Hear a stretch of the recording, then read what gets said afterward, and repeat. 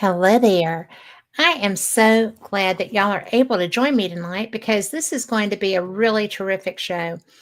I am I'm really pumped because the gentleman who's coming on with me, Steve Bassett, is one of the people I think is really the strongest in the UFO field. Not because of his vast research, not because of his tenacity in seeking answers. All of those things are true. But he actively works to get disclosure. He is an exopolitical activist. He's a leading advocate for just ending this information embargo that we have. We're citizens. We pay for all the research that is done. We pay for the space program. We pay for all the video footage from the space program. We pay for the research that's being done here and abroad. Well, a lot of it abroad. And yet, simple things like interactions that may have happened, imagery of craft that may have been seen, that has been seen. You know, we don't get that. We pay for that. Our government works for us. And this man is just the leading advocate for ending this government imposed 65-year information embargo on extraterrestrials. You know, he's the executive director of the Paradigm Research Group, and he is who put on the citizen hearing on disclosure. That was in 2013. As much work as he does, he's in DC. I mean, the Paradigm Research Group is in DC. He is actively lobbying to get this information released. He's serious. He is fantastic. He is a wonderful advocate. He tries to bring other researchers along with him, and he didn't know it. Nobody really, pays attention to what's going on around them that much when we're in conferences. And I saw him reaching out to authors who really were not getting that much media attention and offering his help to them with doing that. And when I saw him doing these things, this is a busy guy. This is a guy that's doing all the things. And yet he was reaching out to bring other people along with him. I think he's brilliant. And I just had to talk to him, and he said yes. So, Carl, do we have him? We kind of have him. Let's bring it. Hi, Steve. Hi, Kat. Hi. Is our broadcast tonight supposed to be video and audio? It is. Okay, well, what's happened is I got trapped in a bookstore in DuPont Circle in DC. So it's cool, and I've got a nice quiet place. Right. So I'm willing to go on camera, but it's not exactly a spectacular setting. So let me just do this. Hang on. Let's see what we got here. All right, so here I am. Hey, you. I'm in Kramer's I'm going to bookstore. tell you, stay away from DuPont Circle. It's murder at this time of day. So, what movie is that Sunday? From? It's Sunday night. Yes, it's not too but bad. what movie is that from? What now? What movie is that from? Uh, Did you know there was going to be a pop quiz? A what? A pop quiz. No, I did not, and I but don't. Only because you're on DuPont Circle. So. Yeah, I'm in DuPont Circle, Kramer's bookstore, which is a famous bookstore here that is very popular. And things got weird, and before I knew it, anyway, I am ready to go. So just ask me what you want to ask me. I want to ask you all the things. But first of all, that quote is from an American president. So just so you know. So I am so interested because I have seen you at the various conferences that I've attended over the years. I follow your work. I think that you're brilliant. And my main thing is that I share your opinion about disclosure. I'm angry that we pay for all of this all these programs that are interacting with things that they don't want to tell us about, and yet the taxpayers are the reason that they're having these interactions, at least off planet. It's maddening. Well, essentially, yeah, it's a policy which is past its shelf life, and uh, but it was a national security matter. For instance, they don't talk to us too much about where their nuclear submarines are, where they're headed, or Right. how they launch their missiles, or any of that stuff. We understand that. We understand that there's a massive amount of secrecy attendant to the defense of the United States against all its perceived enemies. We've Yes. accepted that. But this issue is different because, one, it is not necessarily or obviously about national security, though it could be. But more importantly, it's something that's apparent. It's in our skies. It's showing up. There's a lot of things happening, and as a result, it's not something really that the government can truly classify or I mean, they can pretend is not there. And so the government made a decision in between 47 and 52 that we couldn't handle this. This was too much.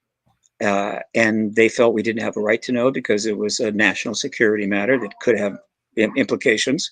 There was a nuclear arms race underway. It was pretty intense. Yeah. And maybe didn't even have a need to know, frankly. Why do we need to know about the ETs that are turning up and they're learning about? How is that going to make it easier for you to make a living or whatever? And that was the policy. Now, the mistake that they made, okay, is that they kept it too long. The Cold War got worse and worse. The nuclear arms race got worse, peaked at around 80,000 nukes in the 80s.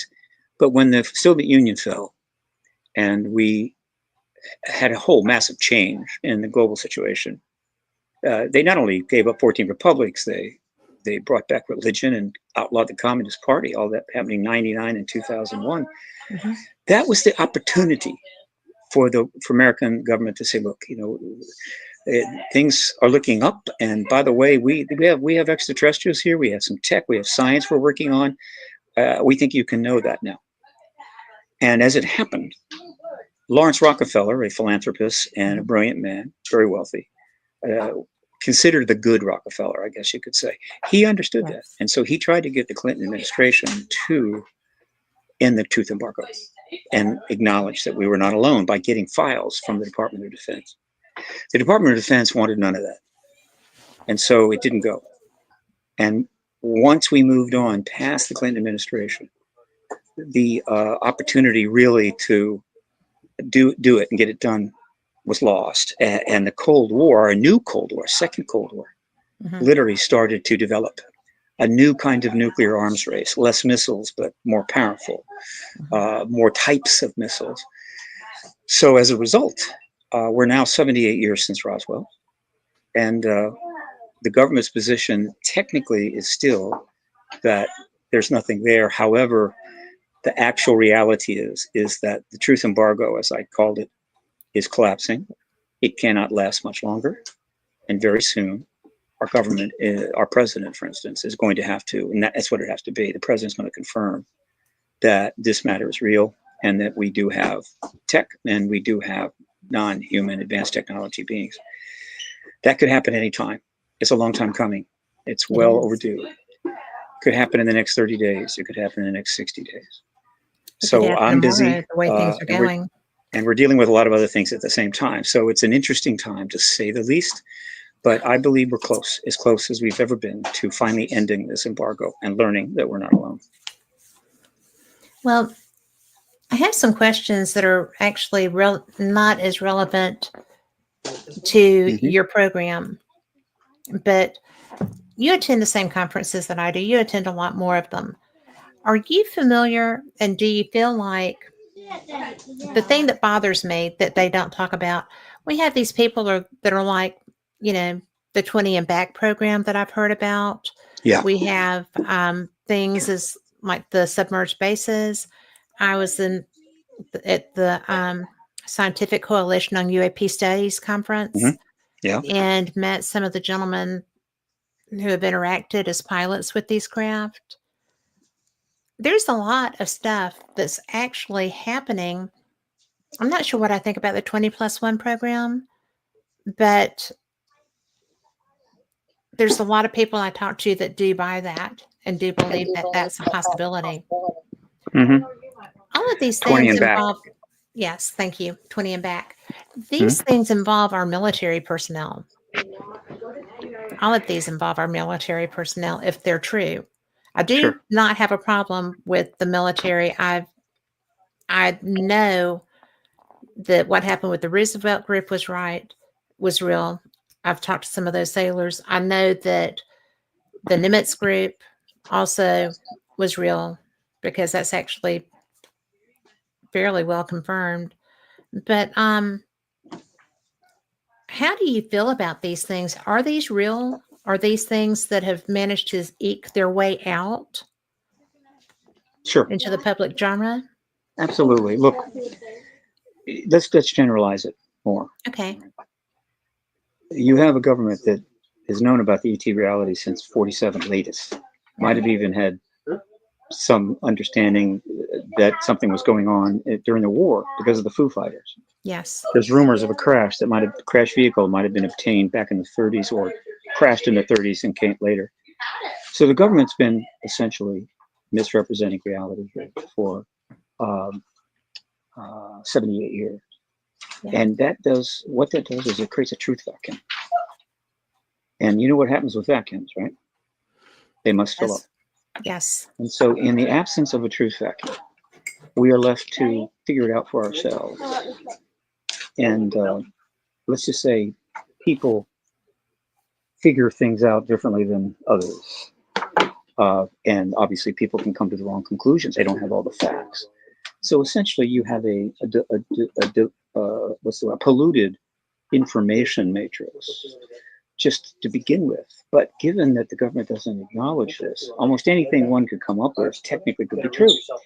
Well, humans are humans. And so Yes. people are making things up to get attention, to make money, to have fun, just to even create hoaxes. And the government loves it to the Sure extent they that do. misinformation is developing and these kinds of things take place. It makes it that much harder for the people that are trying to resolve this issue on behalf of the American people to make progress and certainly get the attention that the issue deserves from media and politicians. And so the truth embargo is kind of self-perpetuating. It literally creates the very environment it needs to continue. And I understand that. And because I've been in the issue so long, it's a little easier for me to figure out who's lying and who's making it up and who's having fun. And what do I do about that? Nothing. And the reason is this. I don't care who's making what up. I don't care what theory that someone has come out with that's undoubtedly going to be false, or who's commercializing it maybe inappropriately. I don't have any blame for them. The blame for all of this goes to one entity alone, and that is the policy of the United States government that they Absolutely. have maintained. And my focus is on there and there alone. Once the truth embargo ends and we get into the post-disclosure era, we will quickly start sorting the wheat from the chaff.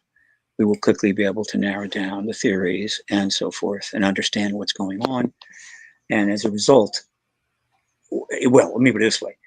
A lot of the things that you're referring to will just not work. And that will slip back into the bushes like Homer in Where it should be. that meme. And so that's how I view that. My job is not to run anything to the ground per se. It's not to do research. It's not to prove who's right, who's wrong. My job is to advance the disclosure process. And the disclosure process only ends one way, and that is the formal confirmation of the ET presence by the president, not by a member of the military, not by an astronaut. It has to be from the president. Probably, and in this case, almost certainly following legislative action. In other words, the full proper engagement of the issue by government. This is not something that can be handled as a private thing. It is a massive public reality that's going to affect everybody's lives. My job is to get to that announcement, whatever it takes, and I stay focused on that. Well, one of the things that you said, you know, does it have to be our head of state? No, it can be any Okay. head of state, any major head of state. Some small little country like British Guiana or something, probably not, but any Yeah. one of the heads of state of the nuclear powers, certainly, as well as any of the major economic powers, could come forward, and that would be it. That would end the truth embargo. And the other heads of state would follow very quickly. They'd have They, to. every country of substantial wealth, influence, and military power knows about the ET presence. You can be assured of that. Well, they have to. I mean, they're not just interacting with us, That's and right. we're not the only people that have craft outside of our orbit that are seeing things. Well, yeah, obviously they're all around the world. The sightings have taken place. We Well, believe there have off been planet. crashes outside the U.S. I mean, Also, the U.S. has probably informed some of our allies about it, and the allies have agreed to remain off the field. This is a kind of an implicit understanding, probably not in writing, but they know, believe me, and they won't waste any time in backing up whoever comes forward. It's not going to be like, oh, Xi Jinping said there's an ET presence and he's bringing out all kinds of proof of that, but we're just not going to buy that because we don't like Xi Jinping. No, it will go global. It will go global so fast that it will be rather impressive. well, bad news travels. I would like to see that travel as well. I think In that's, this era, all news travels. yeah. But I think it's fascinating because I was unaware for some time of what Paradigm did.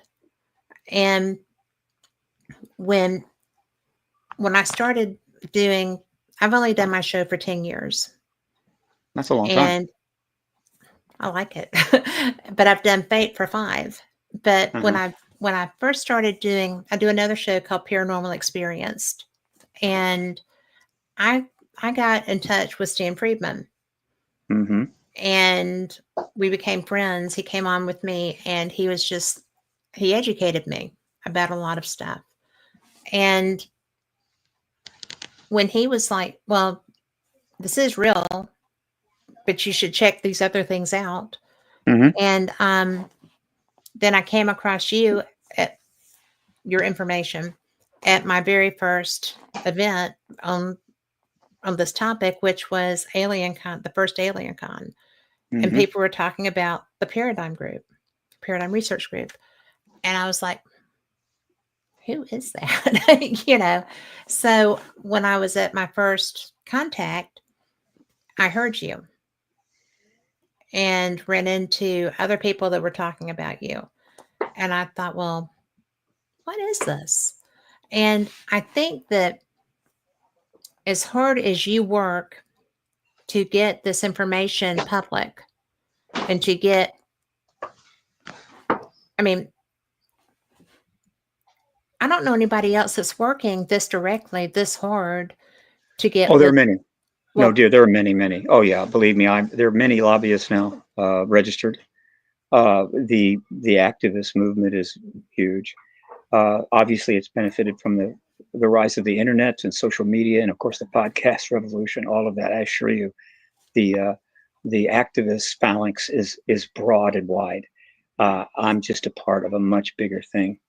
I Now, if I can raise some funding, I could probably play a bigger role, but that's on me. But given what's happened in the last year, I finally decided that I would convert to a nonprofit. Finally, so about 5 months ago, Paradigm Research Group became a 501c3 nonprofit, so it can accept tax deductible funding. So, I've raised some money. There's a professional donation module in the front of my site. Raised about $4,500. That's fine, but I need to raise about 25,000.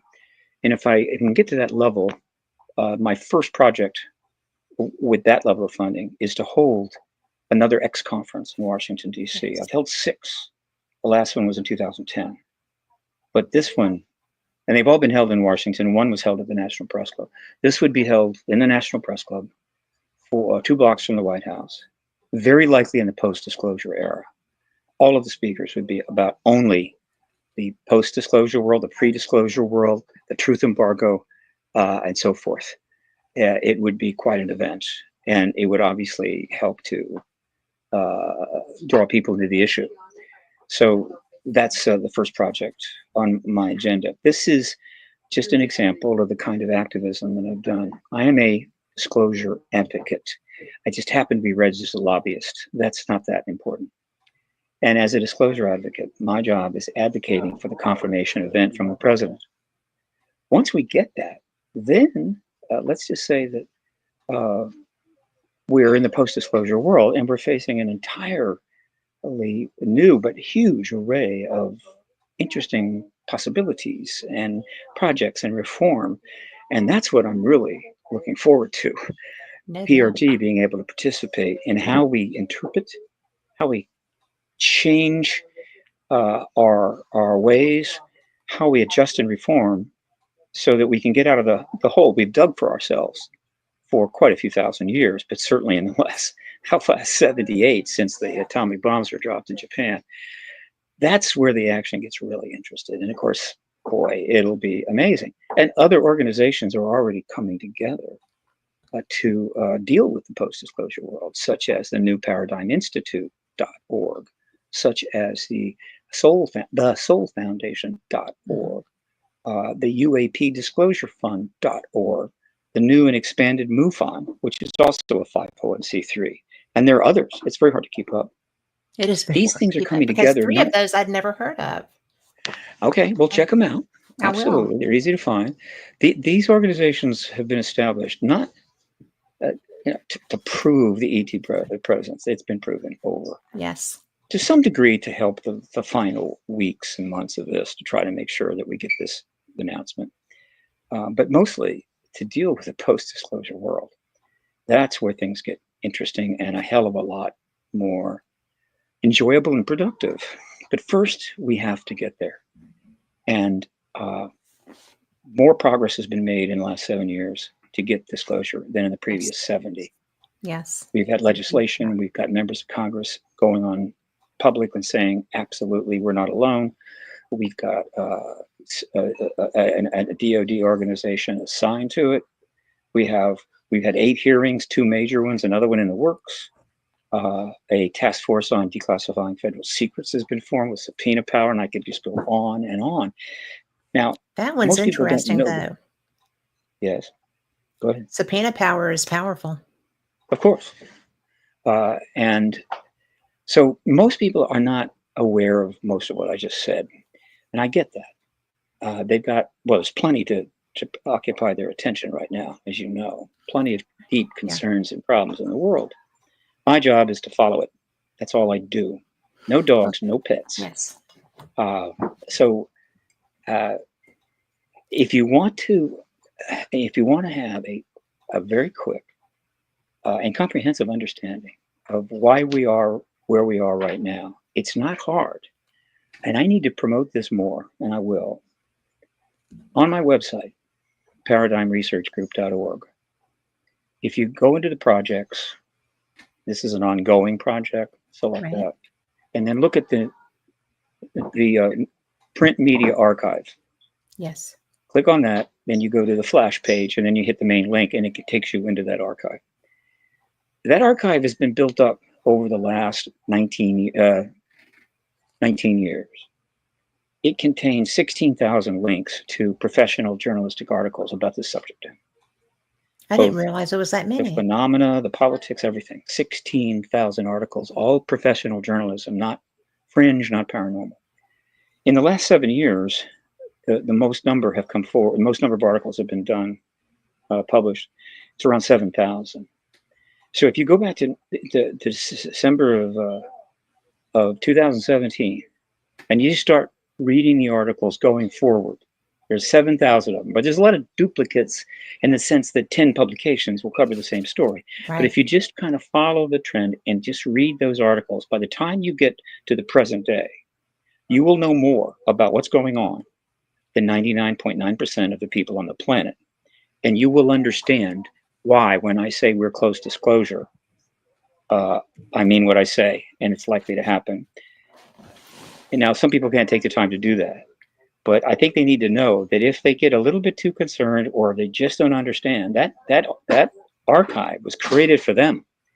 Thousands of hours went into it. So you can literally chronologically, and then on each year, if you wanted to, say you could pick a year, you pick 2021, then you do a word search. Because remember, it's basically a web page. You do a word search, say in New York Times, and then you can just jump from one New York Times article to another and read what the New York Times is saying. Same for the Washington Post and other major publications.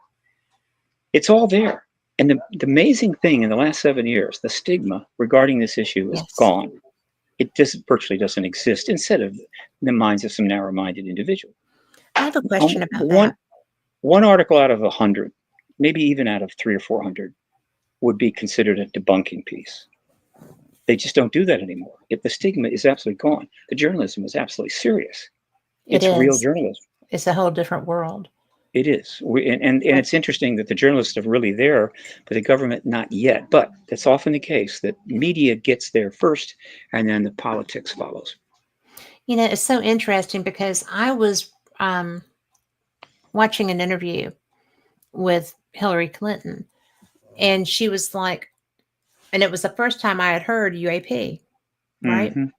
And she was like, oh, nobody says UFO anymore. It's all UAP. There's And a I new thought, term. It's called UAP, she said. and I'm like, isn't that interesting? Mm-hmm. Because that's going to change the paradigm if 20 years into the future, somebody's researching UFO, they go to UAP. If they don't find a cross reference, then they're not going to have the full history. Well, And both are in it would play. be, mhm. You can use both now. Used to Well, be both are in UAP was play created to make it easier for journalists and politicians to speak it. to be able to speak Now about it. I they get say that. UFO. Yeah. I get that. But it's also a diversionary tactic if you come at it from the other side. Paralegal, okay? That's my Mm-hmm. training. Yeah. And, you know, the vernacular changes. And unless you have a cross reference point, then you're not going to be looking over here. You're looking strictly here. And without a cross reference, and I thought, well, that could be viewed, it's a good thing because it's a more professional terminology. It will Mm-hmm. be able to be spoken of. As you said, it makes it easier for professional people to be able to discuss it because it doesn't have that negative connotation. That was the But it, purpose. Yeah. yes, but it also is a possible subterfuge. And I I just kind wouldn't of worry. thought that's odd. Don't worry. The internet is a giant's referencing machine. You can cross-reference everything. And so the entire history, the evolution of the language, UFO to UAP, truth embargo, disclosure, all of that. Some of Yeah. these terms I'm responsible for, but I didn't write books, so I'm not as attached in this public mind. In fact, I came up with those. Uh, this is all documented on the web, heavily, extensively. In fact, what is going on, particularly in the last 7 years, and the event that's coming, disclosure, is the most profound event in human history. This is one of the Yes, most extraordinary times in all of history. And guess what? No time in history has been more documented than this. So our that's true future also. uh, progeny are going to be able to examine this whole thing in great fine detail, and that's great. Everybody that was involved will have a little legacy because if you're on the net and you're archived, you're probably going to be there forever. And everything gets in multiple people's hands. So somebody takes a video, and before you know it, 10,000 people have a copy of that video. And so it's cool that the most profound event in human history will be the most documented in history, and that's good. And that makes it easier for me to do what I do. This wasn't the way it was 50 years ago, certainly I'm 100 years ago, sure. but not now. And another reason why the truth embargo must end, the government is competing against the internet and the massive impact of what, 300 million cell phones in the hands of American people. Yes, Not only that, but worldwide. Then the podcasting, the ability to cheaply broadcast and have millions of followers. The fact that the truth embargo has lasted this long is absolutely astounding. it But that's how is. committed they were. Yes. Well, and still are. I mean, did you ever think 40 years ago that you would have military people coming out with their concern that they're going to be, you know, not just that they're there, not just that they're seeing them, but Yeah. they pose a danger to naval aviation because they are right there in the passes, Virginia, California, where these guys are flying. The craft are there. And that blew my mind that nobody's really, I mean, I know that the military is concerned for safety, obviously, but nobody's even talking about it outside of conferences. Are you ready But for a shock? I'm always ready for a shock. The U.S. government is known for 70 years they're not a threat to aviation. Yes. I assure you, they're not. Well, They're very high tech and nimble. They don't crash into planes. They've known that. The reason they bring up the issue of the potential danger to the aviation pilots did. is, well, whoever does, is that it makes it easier to pursue the truth embargo, ending it, right? In other words, why should I Okay. vote for it? Why should I care? Why should I cover it for the New York Times? And so they bring up the potential risks, but they know what the risks are. They've had craft and multiple craft for decades. They've studied it in every way you can imagine. They've been tracking them for decades. And they know exactly how much of a danger they are, and it's virtually practically zero. But that's not the way they can present it. They have to first say, well, we don't think there's anything there. But if there is something there, well, it could be a threat, which means that you really shouldn't bother us about that because it's a national security matter. This is the game that's been played. It's a Gotcha. complicated game, Okay. but I understand it pretty well. If I could ever sit still long enough, I'd write the ultimate book called Truth Embargo and try to explain how the hell I they would lied so about read this that so long. book. I would so read that book because it would be fascinating. But I get that. But the people that I was hearing were not so much afraid. Actually, if I'm not mistaken, one of them was who interacted off the coast of California. But it was just the fact that they can't always see them. And that's where their concern was like, what if somebody messes up? What if somebody screws up? And I thought, well, if I was flying one of those, I would probably have that in the back of my mind, maybe. I don't blame them No, for that, but they don't screw up. Okay, they're very technologically advanced. They don't screw up. We screw up. We screwed up near DC human not too error. long ago. Took a lot of mistakes and bad policy that ended up taking down that airline. Yeah. But the ETs don't. If they really were a threat, we would have many, many, many crashes between UFOs or UAPs and our aircraft, and it just doesn't happen. So, but the government benefits from raising the concern of a potential danger. And there are people in the National military that take it security. literally. They go, okay, well, it's a potential danger. I should be concerned. That's fine. That's fine. That doesn't mean it's a potential danger. Truth embargo makes it impossible to resolve things to a conclusion. It keeps everything hanging in the air.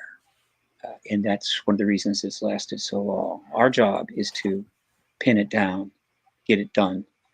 And then in the post disclosure world, we could have a robust discussion about is there a danger? They turn off our nukes. Now, some people consider that dangerous. Yes. They don't blow them up, they don't melt them down, and they let us turn them back on. Again, this relationship between the ETs in our world right now and us is extremely complicated. And I'm not saying it It is can't so be. complicated.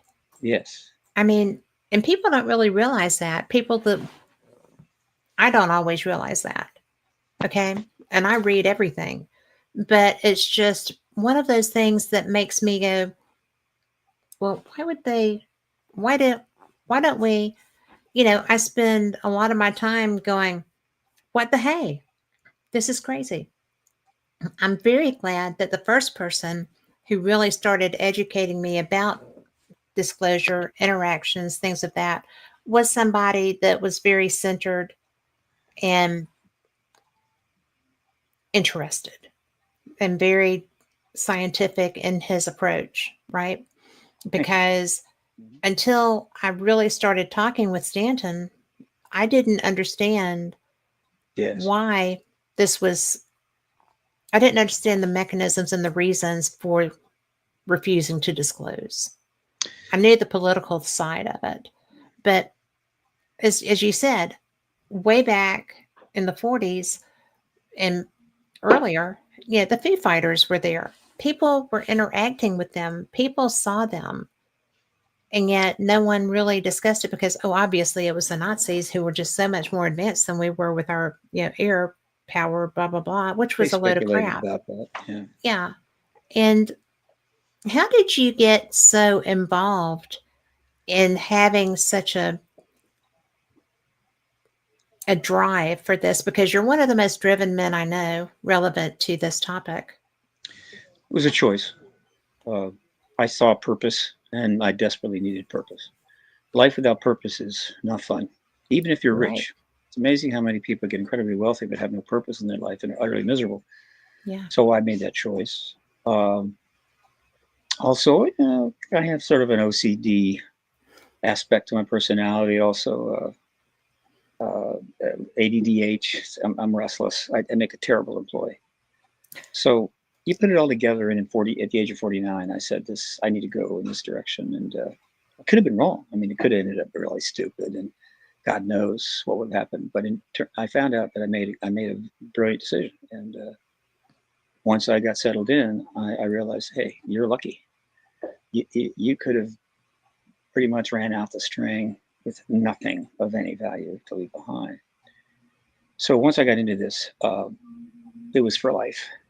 And I'm not the only one. Stan Friedman was in Yeah. it for 50 years. Yes, He was still working when he died in a heart attack. Yes, in he an airport. was. He was, yeah, on his way home from a conference where he'd been presenting. Sure. And others have had the same I experience while interviewed they him the live. Wednesday before that happened. So, Yeah. And so are these people heroes? Yeah. Will they yeah, be acknowledged? That remains to be seen. But one of the yeah, things that PRG will be doing with any money it gets donated to it, and I'm doing it now, and I have been all along, is doing what I can or PRG can to ensure that these people are not forgotten, that they're given the credit, that they're respected, so others are willing to follow in their footsteps. One of the examples of that is you go on the website paradigmresearchgroup.org, and you again go to ongoing projects. hmm You will find the in memoriam page. yes, The in memoriam page is about 100 and some members of our field. The UAP field is the disclosure, exopolitics, whatever.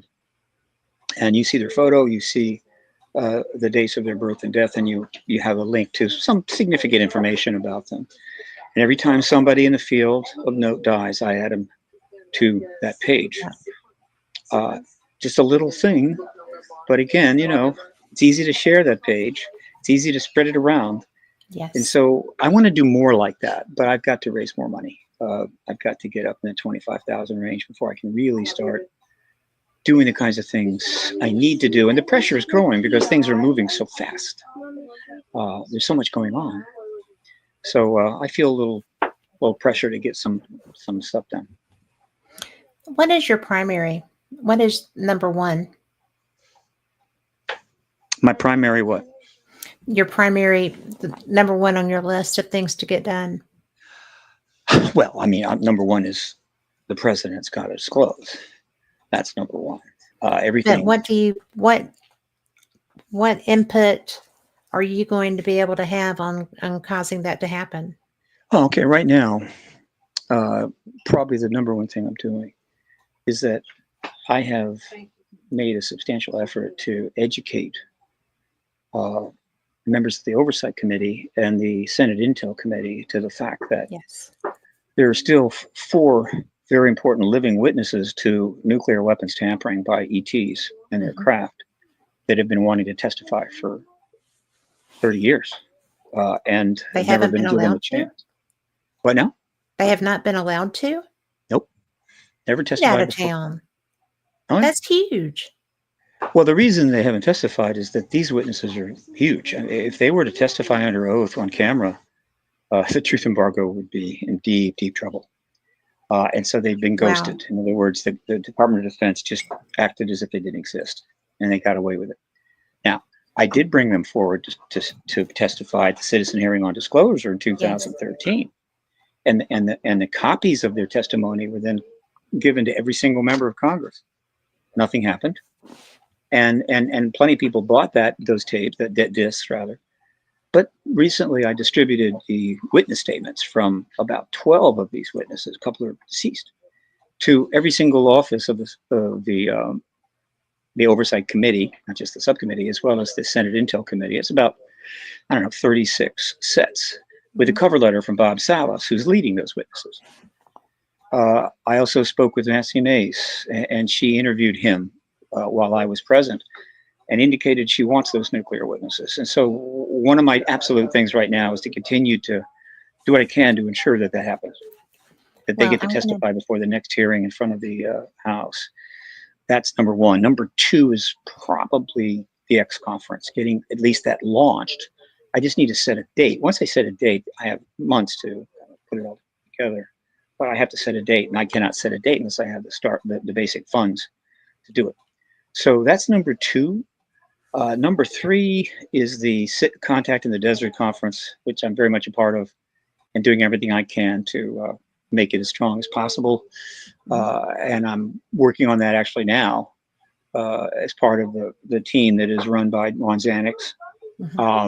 And we are hoping to have a strong conference this year. It's already up, contactinthedesert.org. Yes, it is. And it's got a tremendous speaker lineup. It's been reorganized and tightened up. It would be a great event. But there are so many, and we hope people will support it. But I understand there's a lot of things going on in the world right now which make it hard to focus. On the other hand, if we get disclosure, well, let's just say that you want to be at Contact in the Desert. I always want to be at Contact in the Desert. Yeah, I am fortunate enough to have been media there several times. And are you going to make it this year, maybe? Or can you do it? Well, I'm planning to. I've submitted for my credentials. I haven't heard back yet, but we're going to be in Vegas.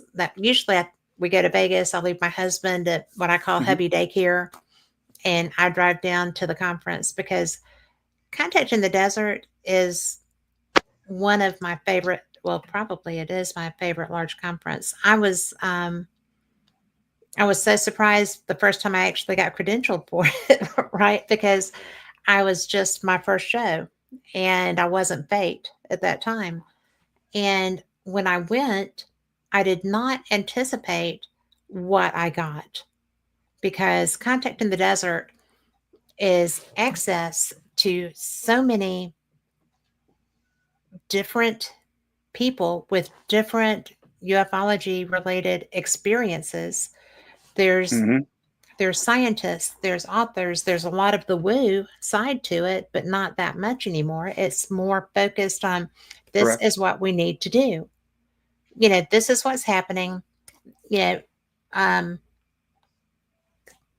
wasn't there last year because I was doing another trip, but it's so interesting to me because it's just one of those things. Like this weekend, I'm going to be at the Ozark UFO conference, and I like that one. It's so intimate that you can just really interact well with everybody. It's been around a long time. Yes. Yeah, it has. And that's where I first actually got to meet face to face with Stanton, and my friend Chase Klotsky was there. That was really great to be able to interact with her face to face as well. We had met before when she was ironically the host of Fate Magazine Radio, and she was doing an event in Birmingham, and we met there, and then now here I am. But it really is a great Contact is a really great conference because of the diversity of the programs that are available for you to participate in. You have an element of mystical there, which is pretty cool too.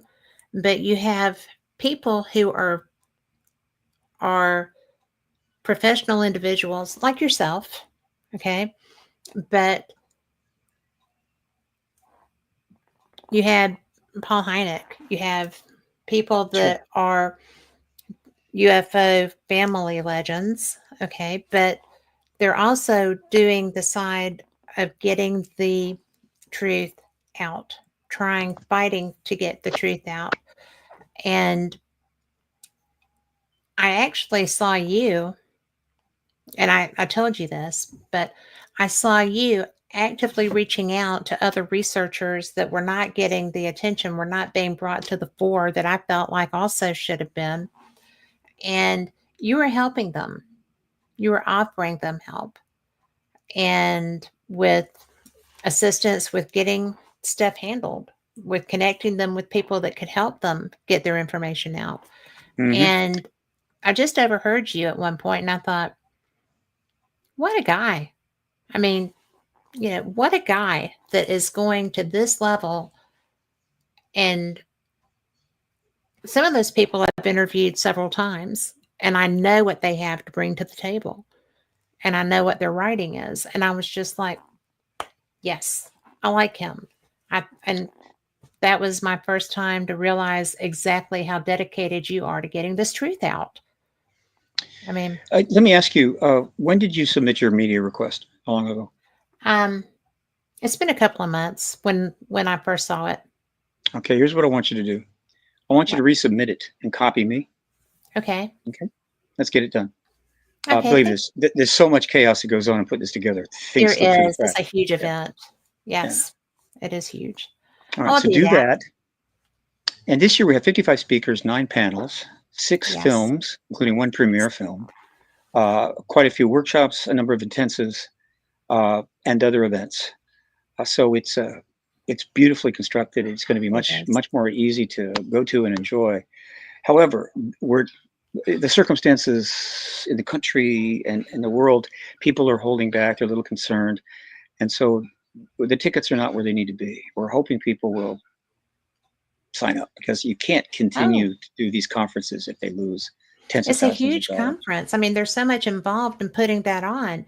But Mm. I will tell you that I love that conference. And I tell people that all the time. In fact, I've already, hosted some of the speakers, but it's just one of the things that if you have a chance to go, you need to go. It's in a beautiful location. The very first time I went was when they first moved it out of Joshua Tree.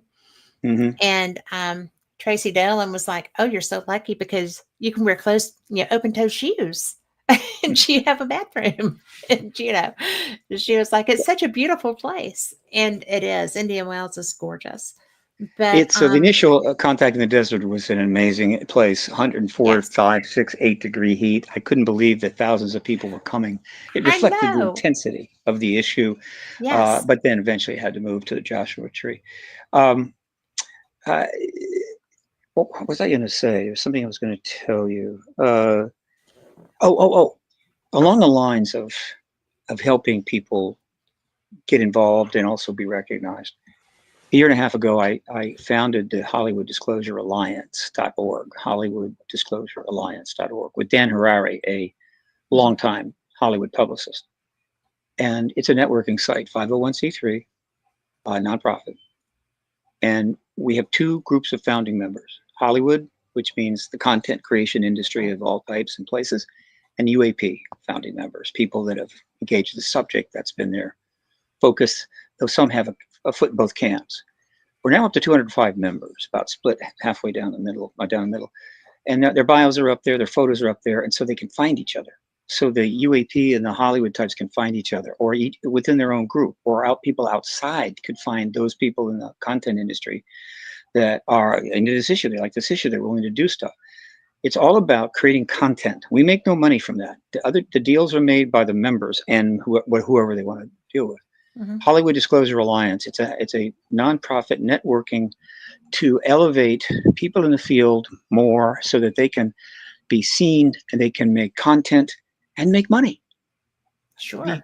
we you cannot pursue issues of this complexity without money. And this idea that, well, no, you just do it for free and everything. No, not at all. Every major activist movement Yes, ever has had untold millions of dollars in funding.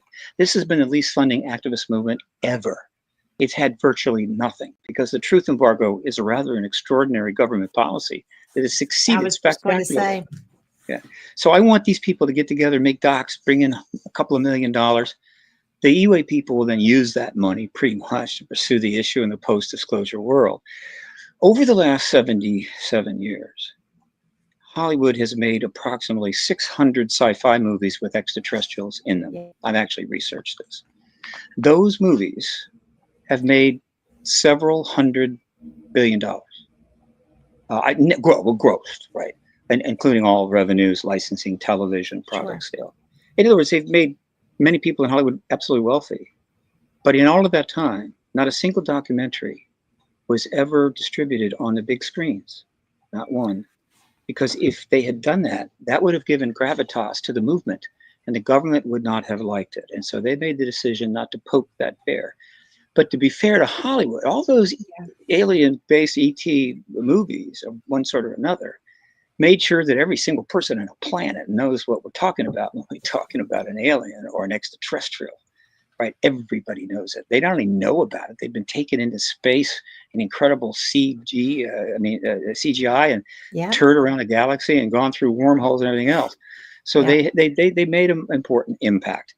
It's possible that as one of the numerous breakthroughs, the first documentary ever to get big screen distribution, like 1,000 screens or more, possibly could be in the works right now.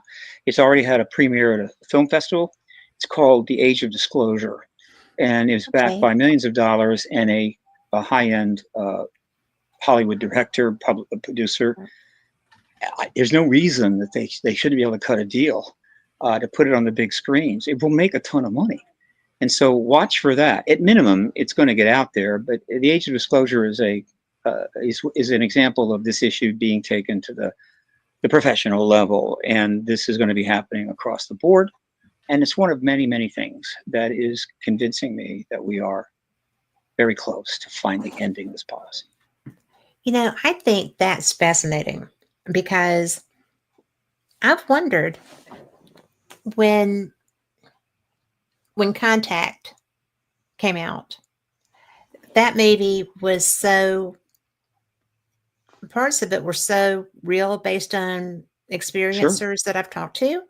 Yeah. And I Great movie. thought, this is bizarre. Why is not everybody talking about this not being just fiction? This isn't just sci-fi. And there have been other films as well that made me just go, I've talked to people that live this. This is bizarre. Nobody's talking about these. They're not talking about the real side of them. And I'm so excited to know that Age of Disclosure may have a chance to hit those big screens across the world. Very much. And there's other things in the works. Spielberg has got a UFO-based fiction movie coming out. They're giving a lot of advanced promotion to. They had a working title called The Dish, but not too long ago they announced they had changed the title, a working title now, Okay. to Disclosure. Right? How about that? Little message out from of Spielberg. town. Now another major group of Okay. producers have got another UFO doc that they have signed on to. Both of these will make the big screen. Hollywood, believe me, the power brokers in Hollywood have known about the ET presence forever. Sure. When you have that kind of money and contacts, I assure you, you get tipped off. So they know. They've handled it the way they chose to handle it. However, when they finally get on board, the truth embargo, I assure you, they are going to get gung-ho. You're going to get so much high-end content coming out, documentaries, fiction films, and that's good. And that's why we created the Hollywood Disclosure Alliance.org. Again, nonprofit, tax-deductible funding. Even with $20,000, we could do some really cool stuff. But that is about recognizing people in the field, helping them get up. That was not available years ago. When Donald Keogh, a Marine pilot, in the early 1950s, was saying, these are extraterrestrials. When he was filmed, after they had the flyover in July 52, huge flap, went on for days and days. They didn't know what it was. Well, I mean, the government knew what it was, but I mean, the general public didn't know. And so they interviewed General Sanford, who came forward to try to give a reasoned explanation. It wasn't too bad. Yeah. And then they interviewed Keogh, and he said immediately, these are extraterrestrials, right? So there have been people in government, military, that have been speaking about this all along, and people are always talking about it, but not enough. There is a critical mass that you need for major change in Yes. any society, and we are just on the edge of that critical mass. So, but it's taken 77 years to get there. And people say, why so long? And the answer is not incompetence or evil. It's No. that the era of the modern UFO engagement has directly coincided with the era of the nuclear arms race, which we don't think about much anymore because what's there to think about? But historians will know, my Yes. God, you did what? Yes. You started a game of mutual assured destruction where nobody can use them because it would be the end of the world, but you still built 80,000 of them. You had near accidents on 6 occasions. This was a big deal, and the ET issue was directly parallel with it. In It fact, was. interacted with it. And so it is the nuclear arms race that is the primary engine that allowed this truth embargo to last as long as it did. I If we had did not not looked at it develop that that. arms race, we'd have known long ago. I did not. I have not looked at it that way. That's my job. It is your job. I'm glad you're here to tell us about that. So, when I think of these things, um, I was lucky enough when I was a kid. My grandma had a kid that lived next door that was totally about space. I mean, totally about space. Mm-hmm. He had an Apollo capsule. We went to the moon in the backyard. I mean, everything Cool. about being in space has always amazed me. And,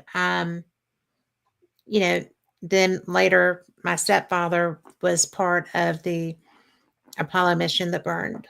And he had, as they were getting into the final countdown, the heads took over everything. And so he had gone off radio right before the fire happened, Mm-hmm. which was huge. It still Yeah. messed him up. He was completely destroyed for the rest of his life. But Mm-hmm. it's just one of those things that these things matter. And I mean, I'm 63. I'm not the only person of my generation that is mesmerized by this, even more so than the kids now, because I saw when it started happening. And I remember sitting in front of our great big TV with the little bitty screen watching things. And it had never happened before. So to be able to interact now with people that are having experiences that are seeing craft, to have seen craft myself, to have the opportunity to be part of Fate magazine and talk to authors and people that have done this.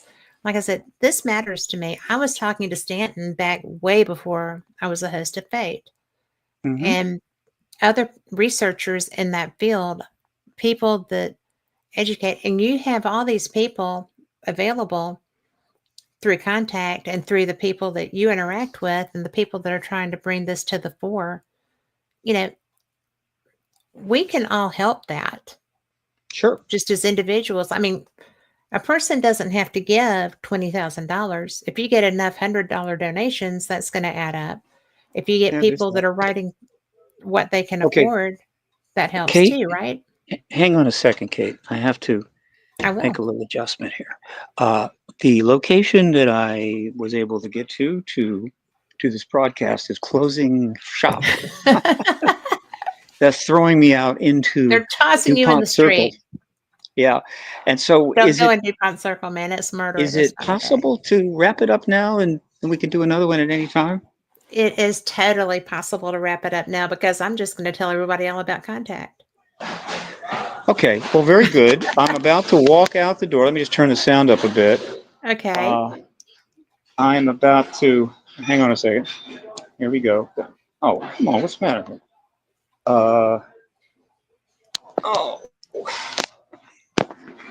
Hang on.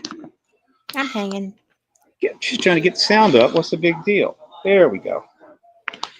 All right, I'm now walking out to the famous DuPont Circle. Except I gotta find a door that works. They locked you in. Wait a minute. Yeah, I think they're, wait a minute, I think they're watching me. I gotta open this. All right, here we go. Oh my Uh, goodness. so here I am, and behind me you see a little of the old DuPont Circle. I've lived in and out of Washington for the last 60 years. Watched it Yeah. change. DuPont Circle hadn't changed all that much. It's a No. cool place. And this is one of the most famous bookstores in all of Washington. It is called Kramer's, Is it not with a after K? It's Kramer, with a K, right? with a K. But that's not after Cosmo. That's just the name of it. They got great food, wonderful books, and again, it's a nice place to visit. And that's where I was when I realized, I got to get to you. So I enjoyed this. Thank you very much. By the way, Kate, if you would like to become part of the Hollywood Disclosure Alliance, you should just let me know. Get in touch. We can make that happen. Okay? Well, oh my gosh, thank you so much for that. Sure. Absolutely. But I would be thrilled and honored, and I will get back with you, and I will also resubmit my uh, Yes. request for creds. So And copy me so I can make sure it doesn't fall through the cracks. I will. There's so many Okay? details with that. I understand. I never get wigged out or anything, but I know that it's hard to do. And I just um I just think that's cool. Thank you. Very good. And I am about to, where the hell am Oh, I'm about to enter the metro, and that's going to be the ball game, kiddo. that So, is, yeah, no doubt. Well, I am so glad you've been here, and we will do this again when you're not on DuPont Circle, oh, yeah, and from my office with all the bells and whistles and goodies, for sure. we'll do that. But All mainly, right, dear. I so much appreciate you doing this because I really am really so impressed with you. I like Thank you. I need your that work. kind of, activist. That's the currency of an activist, right? Appreciation. Well, Uh, I that do. yeah, you need that at least, or you could not possibly keep doing it.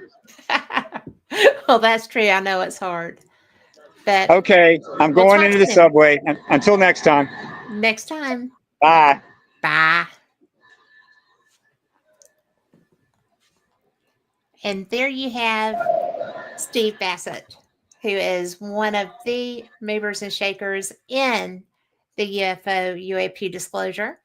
He is Paradigm Research Group, and he is one of the best. Bring people along with me, get them aware, help them get out, and just a great human.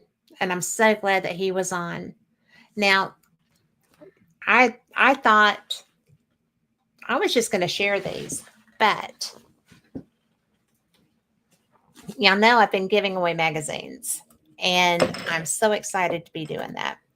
But this tonight, when I was doing the giveaway, I was going to just share some of the covers with you.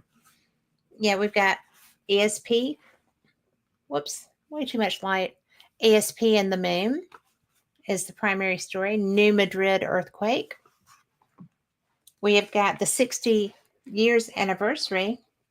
The Beast of London.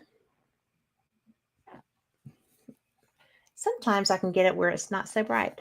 Angels in the Paranormal. And that's not the only Angels in the Paranormal edition. This one, I'm going to have to go to my specs. November, December of 2008. The ESP and the Moon was January, February of 2011. This is my,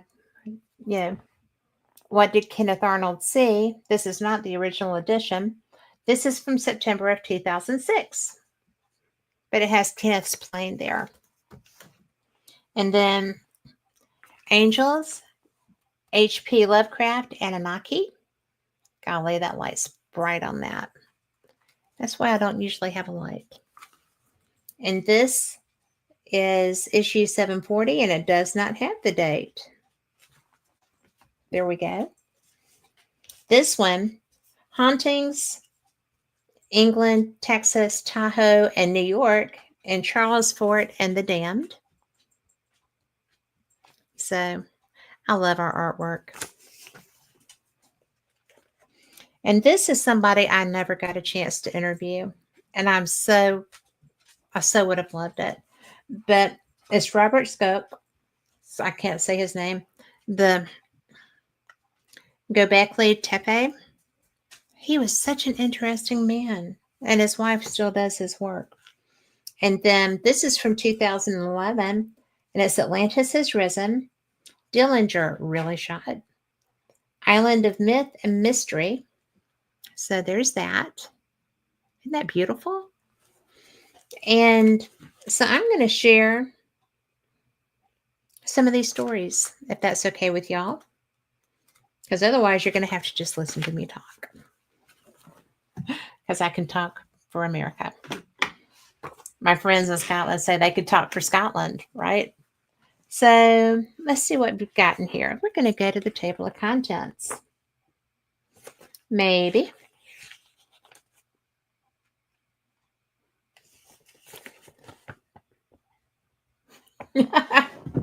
I don't know what this is, okay? But it's funny. It says, The Secrets of Charles Fort by Jim Steinmeier. Then it says, Fort and Those Damn Books of His by Doug Skinner. They Never Went Away, Oscar de los Santos and J.J. Sargent. A Night to Remember by Chris Halton. I love Chris Halton. The Little People of Skegamog Swamp by J.L. Bennett. The Invasion Was Televised by Ken Thomas. That one is Fred Chrisman, John F. Kennedy, and a television show. We have The Dislocated Ghost by M. Murray McNulty.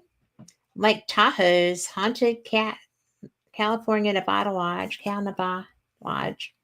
Devil's Hole. Oh, Lake Tahoe. The Lake Tahoe story was by Janice Oberding, who's, I know. Treasure Island of the Seven Cities. And, you know, one of the things, for one thing, Fate Magazine is the bomb. It really is. I mean, I know that I do the radio show. I know that I've written for it, but it really is special. Not only is it absolutely brilliant in the fact that it's been in publication since 1947, but it's also very diverse. There are so many different areas of interest and things that are kind of on the fringe.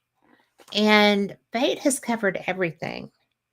If it's of interest and somebody wants to do an article about it, that's fine. Stevie Tombstone, who is near and dear to the heart of Fate, he's a friend of the magazine. He's a friend of the owner. He's my friend. He is one of the best musicians going. You can catch him anywhere. But, yeah, he wrote the article for the cover story of why tattoos. Like, why do people tattoo? Why, where did it begin? What is it about? So things that are just kind of off the norm. Things that make you go, to use another quote. But it's fantastic. And one of the things that I enjoyed with my talk with Steve was the background. You know, all of this stuff has happened. The original experience in the US, but that's not all that's been here. Yeah, that wasn't the first time anybody knew about that. It's something that's been part of history. It's been part of human history from the beginning of time, basically. And yet nobody wants to talk about it from the government side because it's scary for them. I don't know what they think we're going to do. I mean, are you going to run into the street and make havoc and do all the things that, I mean, we're already seeing people do that, right? America, at least, has kind of lost its collective mind on occasion.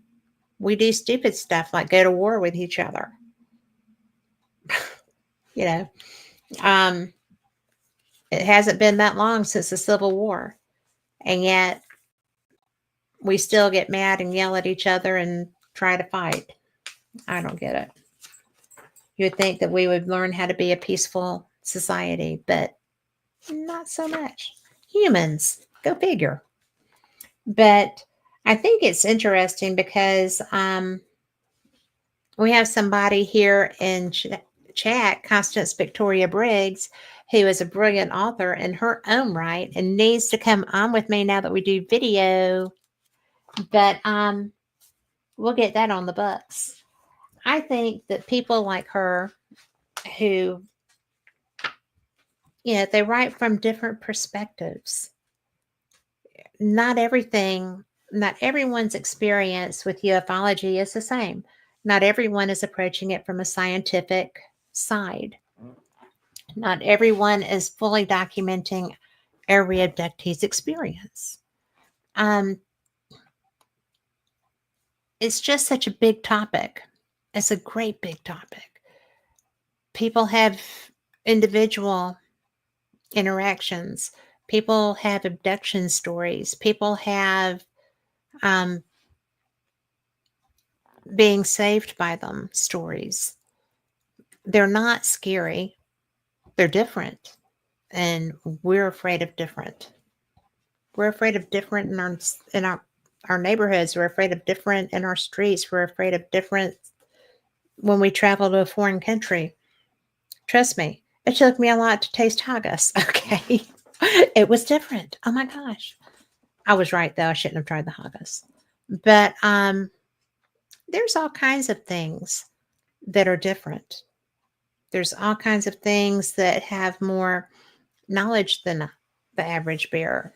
We've been taught that mysticism is different. We've been taught that different religions are different. They are different. Doesn't make them wrong.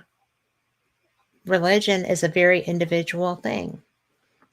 And I think that while every religion has a supreme being, not all the supreme beings are presented as being one and the same. Different faiths. Same basic tenet. But anyway, why are we so afraid of different? Maybe because we don't know how to cope with it. We don't know how to interact beyond our own philosophy or theology. Or maybe we're afraid. I don't know. There's so many possibilities. But one of the things that I really like about Fate magazine is it's a time capsule. It's not just the articles. It's the I see by the papers. And these are different little things that our editor, Miss Phyllis Coffey, says, Magic Bedroom Cafe now open. Everyone that has ever wanted to dine in a bathroom, Magic Restroom, not bedroom. Magic Restroom Cafe now open. I don't know about this, guys. Everyone that has ever wanted to dine in a bathroom now has their chance with the opening of the Magic Restroom Cafe in Los Angeles, California. Of course. The walls are filled with bathroom tile, the chairs are made of toilets, and the food comes served in a toilet bowl dish. All food on the menu is named to fit with the bathroom theme. Some food offerings include the Bloody Number 2, a strawberry sundae, and the golden poop rice. I don't even know what to say. We're moving on. Okay. Addicted to Oreo cookies? I am. In experiments with laboratory rats, Oreo cookies are appearing to be just as addictive as cocaine.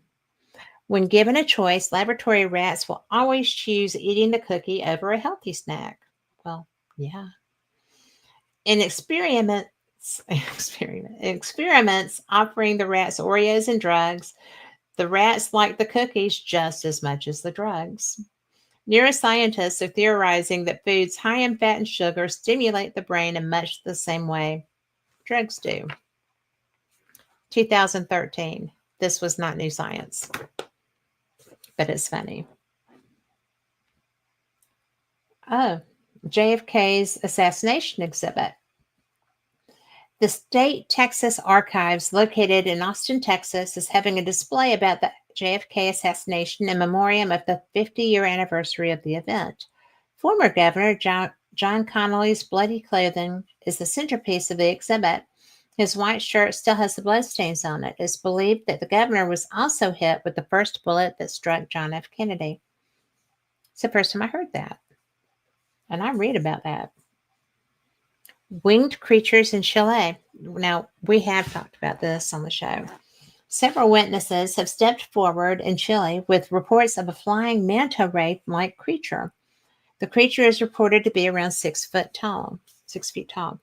One witness spotted it atop a church steeple.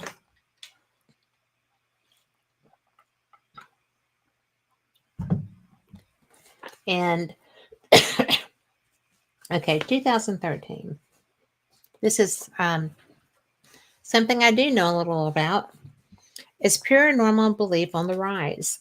According, I'm sorry, I'm going to choke to death on you here.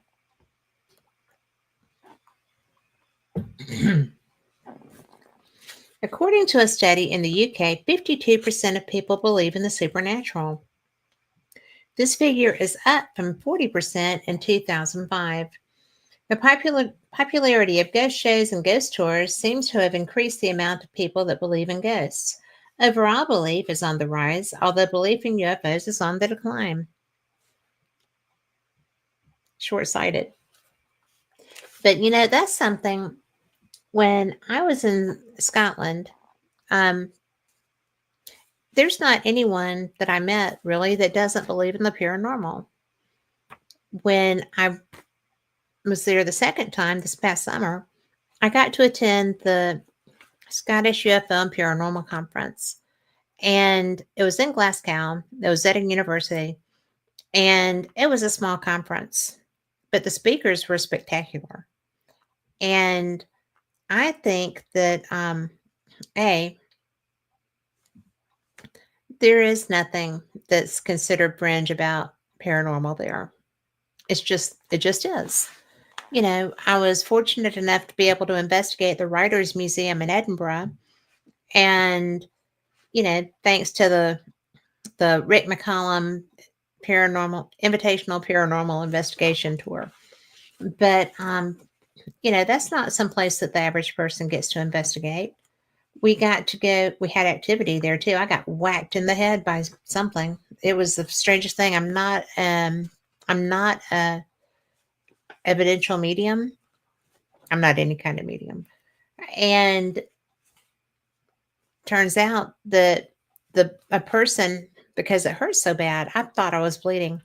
So I asked the curators if someone had died in that house from a head injury, and someone did. And their paperwork relevant to their care, the doctor bills and such, because this had been hundreds of years ago, but the people of the house took care of that individual. And they had a record of their bills.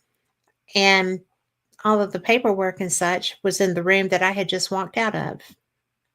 Weird, right? But things like that happen. But the Scots, and from my experience with friends in the UK, it's not a big deal. Everybody has those experiences. Everybody has an awareness of the paranormal, I guess is what I mean to say. It's just interesting. But let's see.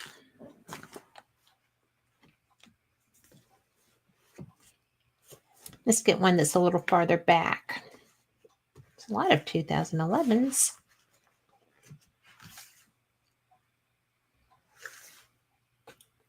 We'll go to 2006. See what's in the news there. And this is the second Kenneth Arnold. The original copy of Fate magazine, the original edition, the very, very first one was the Kenneth Arnold story. And I was gifted a copy of that, which really struck my heart by Phyllis for my birthday one year. So let's look at these contents, shall we? Oh my goodness.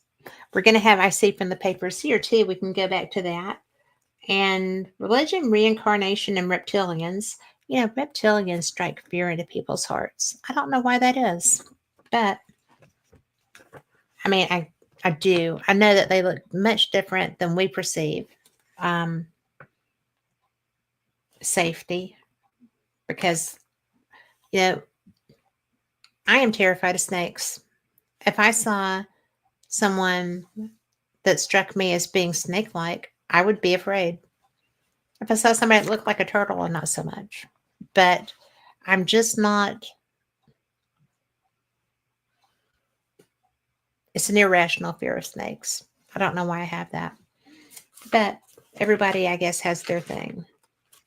Let's go to the I see by the papers part. Again, 2006. With a great picture of Phyllis there. So, oh my gosh, I didn't know this was in here. Y'all, I investigated a case, walked in the door, and the woman had a French accent. She was from South Alabama. And I was like, well, where are you from? And she told me, I was like, your accent. She said, I had a stroke, and this is how I sound since my stroke. So let's see what this says about a foreign accent syndrome. A while back, we wrote about a strange and extremely rare illness doctors have termed foreign accent syndrome, a phenomenon which causes its victims to suddenly speak with an unfamiliar accent.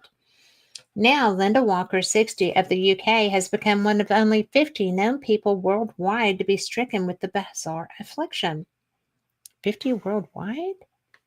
After emerging from a recent stroke, Walker awoke to find that her Geordie accent had been transformed into a Jamaican one, and there is nothing in Walker's history to indicate why she ended up with a Jamaican accent, having lived in both the UK and Canada throughout her life.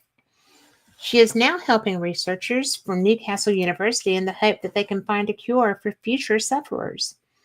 Foreign accent syndrome was first discovered in Norway in 1941 when a young woman started to speak with a German accent after a World War II air raid. What were the odds that I would come across someone with this syndrome? That's interesting. You ready for something else? Let's see. And I did not know that was in this magazine. That's really cool. Oh, and this is a big deal. This is a new MUFON director. And I didn't know this person. After 2 3-year terms at the helm of MUFON, John Schuessler has announced he will be stepping down as international director of the organization. This is history right here. The MUFON board named James Kirian of Bellevue, Colorado, as the group's new director at their annual meeting.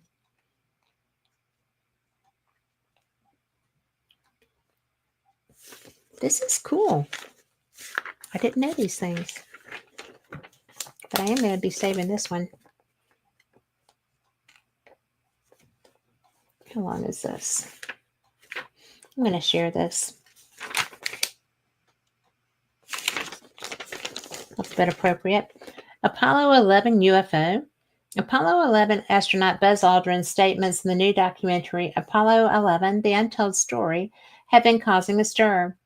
Aldrin, 76, mentioned to filmmakers that the Apollo 11 crew saw an unidentified flying object while on their historic mission to the moon.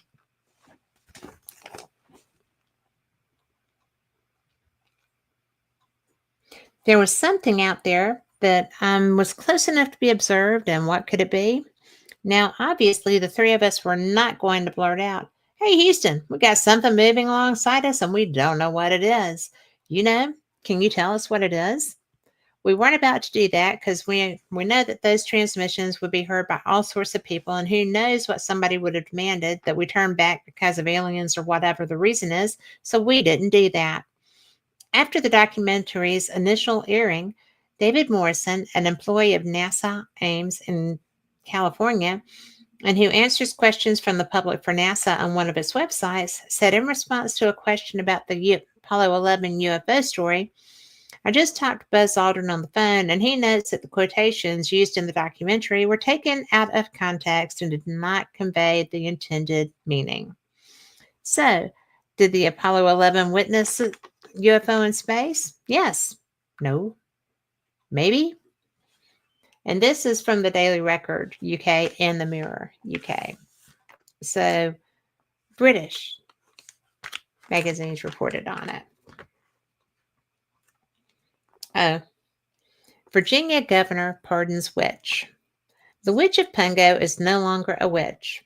Virginia Governor Tim Kaine, boy, that's been a while, he's still active, has given an informal pardon to Grace Sherwood, who 300 years ago became the state's only person to be tried and convicted as a witch. "I am pleased to officially restore the good name of Grace Sherwood," Governor Kaine wrote in a letter read aloud by Virginia Beach Mayor Mayra Oberndorf before a reenactment of Sherwood's trial. "With 300 years of hindsight, we all certainly can agree that the trial by water is an injustice," Kaine wrote. "We can also celebrate the fact that when a woman's equality is constitutionally protected today, and women have the freedom to pursue their hopes and dreams." Sherwood's neighbors believed she was a witch who ruined their crops, killed their livestock, and had the power to conjure storms. She went to court at least a dozen times, either to fight witchcraft charges or to sue her accusers for slander. She was 46 when tried in her final witchcraft case, accused of using her powers to cause a neighbor to miscarry. On June 10, 1706, Sherwood was dropped into the Lynnhaven River and floated, which was considered proof she was guilty according to the belief system of the time. Sherwood was jailed until 1714 and lived quietly thereafter until her death at age 90. It's a little harsh. Let's see. In a related story, casting spells in Zimbabwe. Casting spells is no longer a crime in Zimbabwe. The African country has decided to lift its ban on the practice of witchcraft, repealing legislation that dates back to colonial rule in 1899. Social scientists say the repealing of the century-old witchcraft law is another sign that Zimbabwe's government is continuing to move away from Western values and placing more emphasis on the country's own rich tradition. That's through the BBC.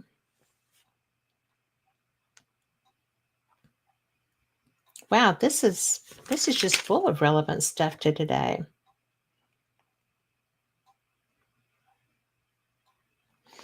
I'm going to read this because paranormal investigator.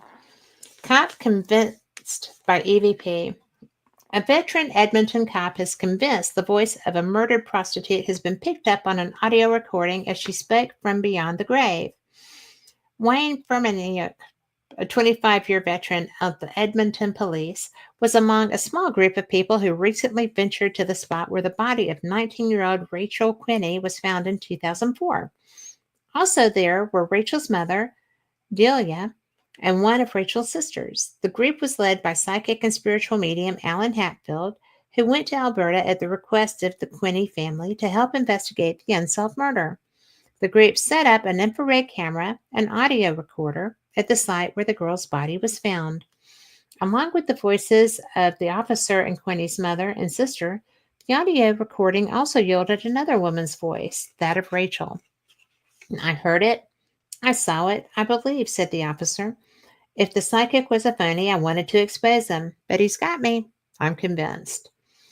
Neither Alan Hatfield nor the officer would reveal what they heard the murder girl say on the recorded audio, saying it could jeopardize the ongoing investigation into her death. So, you know what? That's pretty interesting. And something else that's interesting.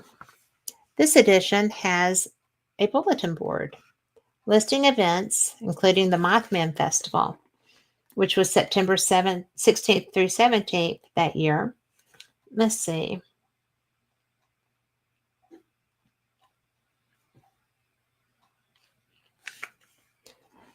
The 2012 Ascension Conference, September 29th. The UFO and Earth Mysteries Congress, October 7th and 8th in New Jersey. And the UFO Congress had moved to, was in Phoenix the last time I went.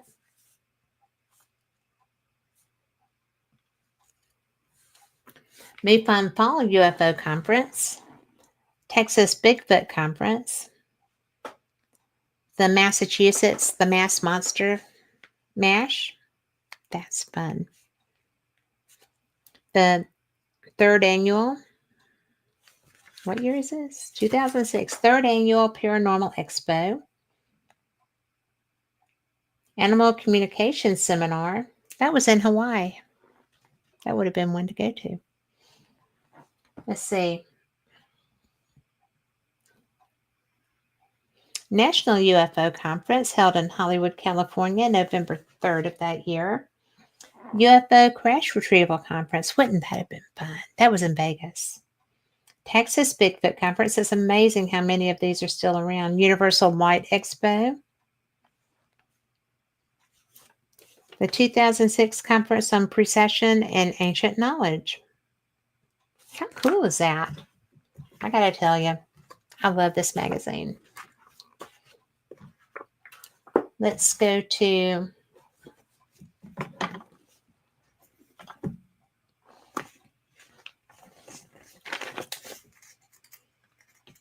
looking. Oh my gosh. This has a, I see by the papers about the crystal skull. We were talking about contact in the desert. When I was at the contact in the desert the last time, I got to have a session with the crystal skull. And I did not anticipate the experience that I had.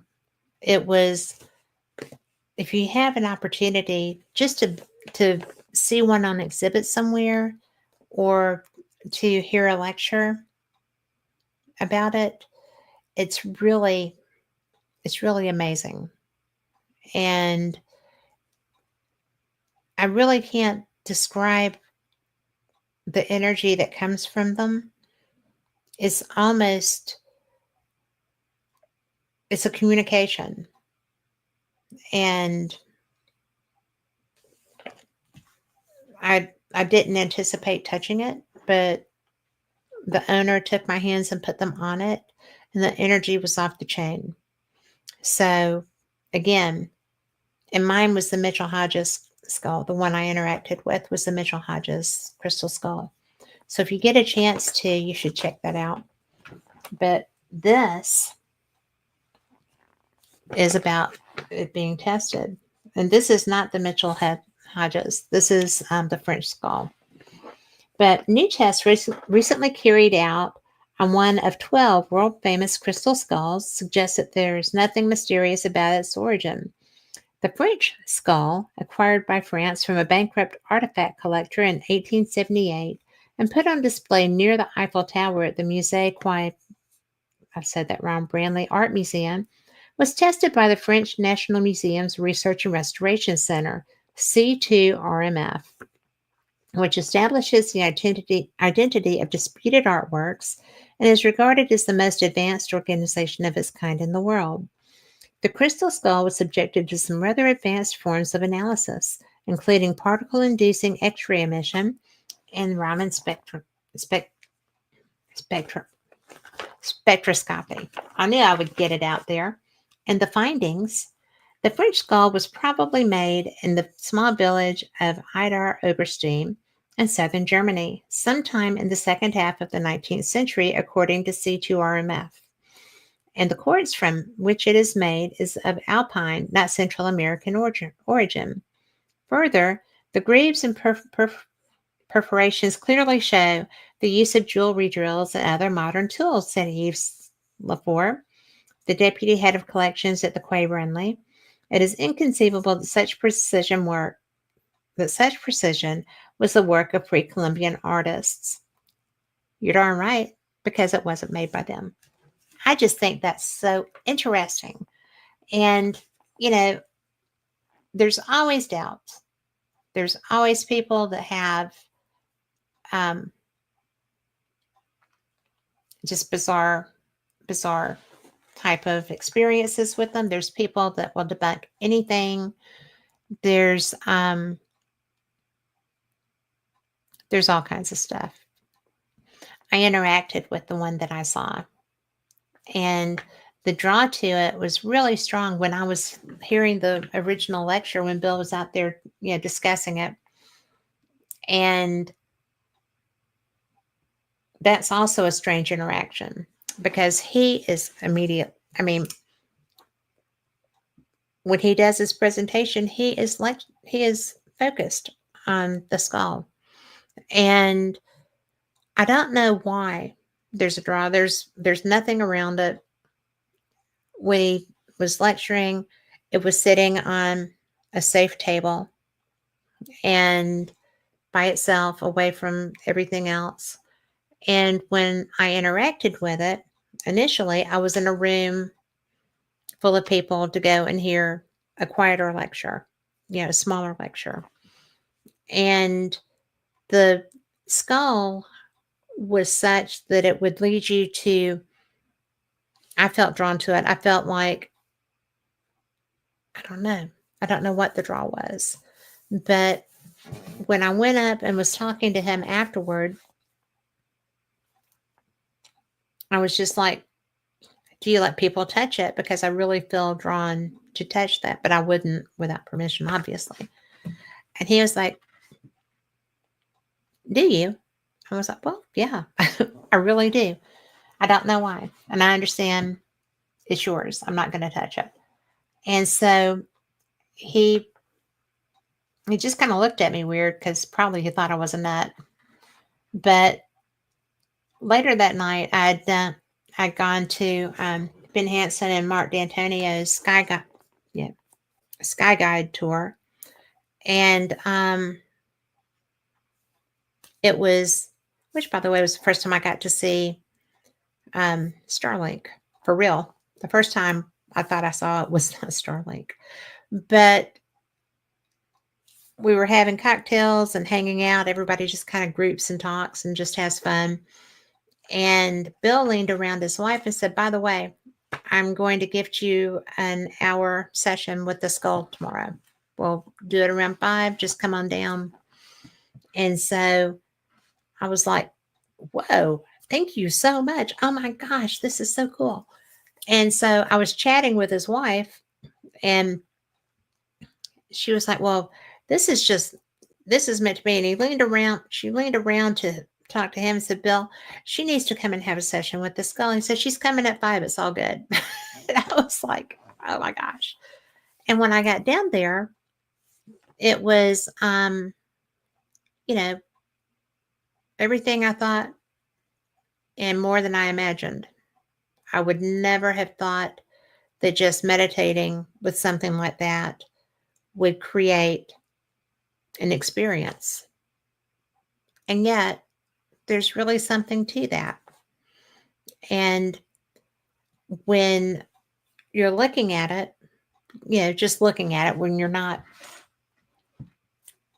in, I guess, in session with it, I don't know how to describe it. It's just a clear, beautiful piece of crystal. And it is crystal. And it has a mandible, the jaw is separate. And then the skull sits there. And when he just said, just focus on it, just focus on it, just do what you want to do. And so I started to, and the oddest thing happened. It started looking like it had lobes, like it had brain lobes in it. And I thought, well, I didn't eat anything anyone gave me. I haven't touched anything that would have created something, because I'm a skeptic. I really am. I'm a want to believe skeptic, but I'm very careful because I do have this platform, and I'm always cautious of being fooled. So I didn't touch anything. I didn't eat anything anyone would have given to me. I knew that I was in my right mind. I knew that I wasn't just going woo. And I started seeing things in the skull. Wasn't tripping, really wasn't. So I'm just like, this is interesting. Okay. And so I just put my hands on the table beside it, and the energy off of it was palpable. I'm an energy worker. I thought maybe I'm doing this, right? And so I'm trying to just meditate, focus, not get distracted. And I've been told, don't touch it. That's, we don't touch it. And so I'm sitting there and I'm meditating, and I feel Bill take my hands and put them on the skull. And I'm just like, whoa, hello. And the experience was amplified by so much. I mean, I'm not going to say tenfold or thousandfold. I mean, it was just so amplified. Just talking about it, I feel charged. And I don't really know what I expected to get out of that. I don't know that I got anything life shattering or, so bizarre that I couldn't really justify anything else by it. What I got was peace. And what I got was some self knowledge and a few little messages here or there. But there is a woman that travels with that family and with the skull. And she had, prior to me having my reading, gone through a process and created or found a message for me. And it was so appropriate to me that it was surprising. And it was relevant to speaking and being, having my voice, bringing stuff out. And I'm like, well, I do that. So it was a very interesting thing. And I know that most of the studies focus on debunking these skulls, but I think there's a reason that these have been found all over the globe. These are not just random little things that people leave in an easy place to find. They're spread all over the world.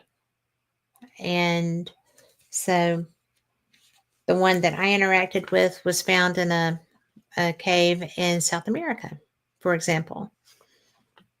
So who knows, right? There's a lot of things that go on that people can't stand to have discussed, like UFOs and disclosure, which is coming out. So this is, I love this one. I think that's one of our prettiest covers, and it's not even the colorful one, but I think it's a beautiful cover. And oh,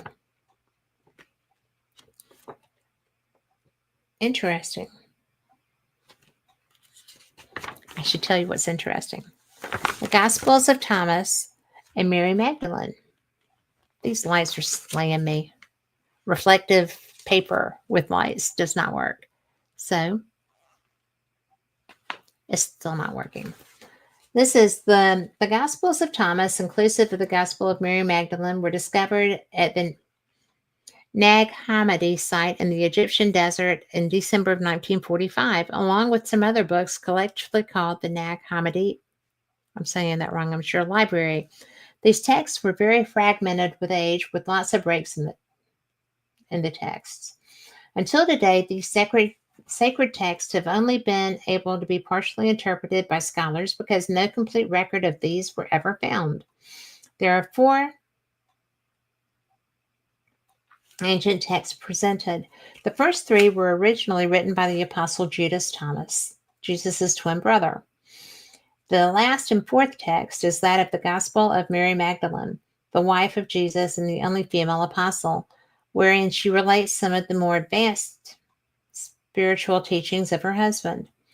The book is beautifully illustrated. The cover was prepared by Peter Hull, a well-known German illustrator of children's books. The text illustrations were provided by Dan Gorman, an Ohio illustrator noted for his work in Marvel Comics. Published by Discus Publishing,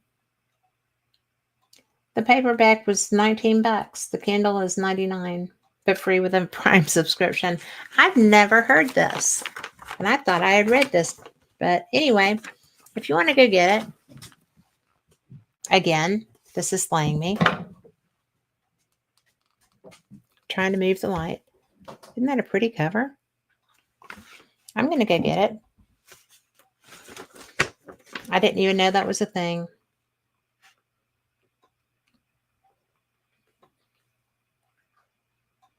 This is interesting. Unusual laws from around the world. Japan has a simple rule when it comes to discovering life in space. The one who makes the discovery must report their findings to the United Nations Secretary General and the international scientific community immediately. In Wyoming, a weird law exists where you need a permit to photograph rabbits between the months of January and April. I don't know. Do chickens adhere to laws? In Quitman, Georgia, chickens are not allowed to cross the road on their own. Seriously? In Switzerland, there is a strict regulation of no flushing the toilets after 10 p.m. One must conclude their business before that time or live with the results. In Sri Lanka, it is illegal to take a selfie with the Buddha statue. It is considered a sign of disrespect, as to take a selfie, you are turning your back on Buddha. That's actually logical. In China, it is illegal for Tibetan monks to reincarnate without permission from the government. Not sure how they plan to enforce that law. In British Columbia, when the Bigfoot was first sighted during the 1800s, they created a law to protect the hairy creature. Anyone is found to have shot and killed a Bigfoot will be fined $250,000. Washington State, just below in the USA, had a similar law as well regarding the cryptid. I didn't know that. But that's where the Mount Olympus, is that the right one? Bigfoot expedition is. But anyway, in Baltimore, Maryland, you could receive up to a $500 fine and even a year in jail if you were caught doing tarot, palm reading, or any type of fortune telling, as it is illegal there. Is that still true? This is the only one that doesn't have a date on it, but it's fairly new. Must still be true. In 1995, Beira de Gargas, I know I said that wrong, Brazil, passed a law setting aside 5 hectares of land for a UFO airport to cater to the flying saucers being spotted in the area. The city has also sanctioned an annual ET Day. I like that.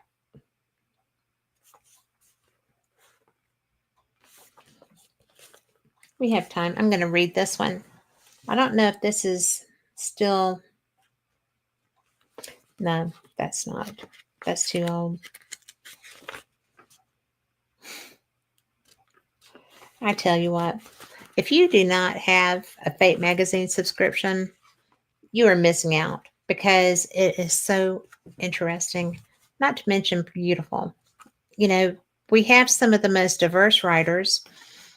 Goodness knows Phyllis has actually published something I wrote too. And I have something that's going to be in the new one as well. But it's just so cool. There's ancient stuff, there's new stuff, there's UFOs, there are cryptids, there are just unusual things that are unexplained, things that are interesting. And, like here, you've got the magnetic Serbian boy. His family claims that Bogdan, a 7-year-old boy in Serbia, is magnetic. Videos later shown on MSNBC show the lad with his shirt off walking around with various objects stuck to his chest: flatware, a TV remote, an iron skillet, and even non magnetic ceramic plates. Critics say there must be some sort of trick involved, perhaps a combination of bodily posture and moist skin, as when you stick a penny to your forehead. Otherwise, they say, why must he be shirtless? After all, magnets work through cloth. And why does he always have his chest stuck out? If he were truly magnetic, wouldn't it be more impressive if he was on all fours? Who's writing this stuff, these decisions, right? The family claims that Bogdan can't get around computers or other electronic equipment because it will stop working. The videos do not show this phenomenon. I'm going to tell you, if you knew how many computers I go through, how many phones I go through, there is a lot true with the fact that some people have weird electromagnetic ranges and such. So, hi, Mark Addy. And let's see, tool using crows. Now, I have seen this. And a species of crow in New Caledonia, a large island 750 miles east of Australia, knows how to use a succession of 3 tools to get food. The crows are also capable of making their own tools. Experimenters at the University of Auckland, Australia, have shown that the Latin for crows, I'm not even going to try it, figured out how to use a string to retrieve a short stick, which enabled them to reach a long stick, which in turn let them reach food in a wooden cage. Not only could the crows use tools, they were able to puzzle out the necessary sequence. The birds can whittle branches into hooks and tear leaves into barbed probes to extract food from hard to reach areas. They are the only birds capable of tackling such problems. So far, crows have not learned how to use the chainsaw. When they do, look out. Thanks, BBC News. That's hilarious. Yes, Mark. Hashtag disclosure. And I'm going to be giving away a magazine. In fact, we need to get to that. So go ahead and enter that hashtag disclosure. And your name will be entered to do it. So, guys, I hope that you enjoyed Steve. He really is one of a kind in a field that is full of people who are also one of a kind. His allegiance to getting disclosure, to getting the public information out is just brilliant. He's cool, he's smart, he's driven, and if you get a chance to listen to him, take it. And if you get a chance to go to Contact in the Desert, it's outside of LA. It's in Indian Wells. It's right by Palm Springs. You don't even have to fly through LAX. It's easy enough to get other places there. Go. It is one of the biggest conferences I've attended, one of the most informative conferences I've attended. There are workshops that you can participate in. There's a dinner held, the speaker's dinner, where you can grab a ticket and go and interact with the different speakers who have been there during the weekend. And it's really cool. Not to mention their vending. Their vendors are amazing too. And Mark Eddy, did you put that in there? So, because otherwise, I think we only have one submission. So, Mark, you've got 3 seconds. Not really. You've got a minute. We'll give you a minute to do that because the computer selects pretty easily. And otherwise, it's going to be all Constance. Get in touch with me, Constance, and we will go ahead and get that scheduled because I would love to have you back on. You're such a good guest. And for anybody who is listening and you have questions, if you want to find Stephen, you can do a Paradigm Research Group. You can find him on LinkedIn under Stephen Bassett or Steve Bassett. I think he's under both. But the Paradigm Research Group really is a cool beans kind of thing. Check it out. Support him if you can. And I mean, really, it's it's so important. I just love that they've got the films coming out. I don't even know what that's going to be like. I mean, you talk about getting that information out into the public genre. You've got not genre, but the public purview, and you've got all the information there, and people start to talk. It's the very best. Okay, Mark is in there. Are we ready to go ahead and spin that baby? Let's do it. As the magic runs.